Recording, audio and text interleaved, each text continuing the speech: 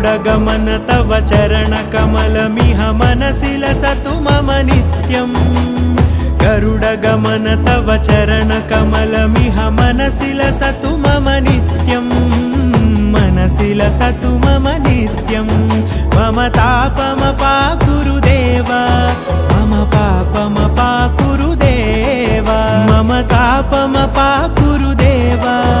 मम पापमपाकुरु देव